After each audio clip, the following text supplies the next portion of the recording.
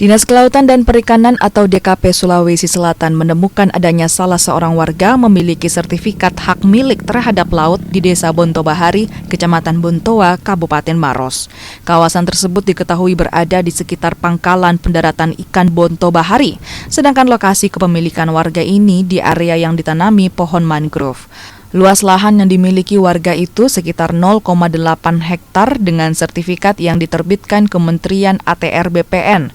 Pihaknya pun berencana mengirimkan surat resmi kepada ATR BPN Maros guna mempertanyakan status kepemilikan lahan di laut tersebut.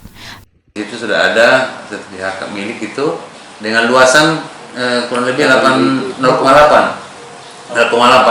Nah, kemudian kita overlay dengan kita punya RT RWP. Ya, RT/RW itu sudah gabungan antara peta laut dan peta darat. Nah, ternyata itu masuk di wilayah laut tuh sertifikat itu. Nah, sertifikat ini masuk wilayah laut dan di situ lagi ada mangrove di atasnya. Nah, yang seharusnya itu harus dijaga karena seperti yang ada undang lingkungan itu mangrove itu dijaga karena ketika dia sudah ditebang maka faktor-faktor yang lain itu kerusakan akan ditemukan lebih banyak ke depan.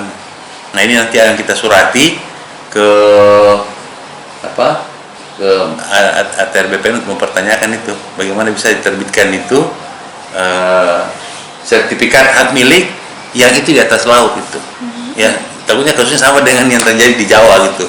Kini pihak DKP Sulsel terus berkoordinasi dengan pihak terkait untuk mengusut kasus laut yang diklaim oleh warga sebagai lahan bersertifikat hak miliknya.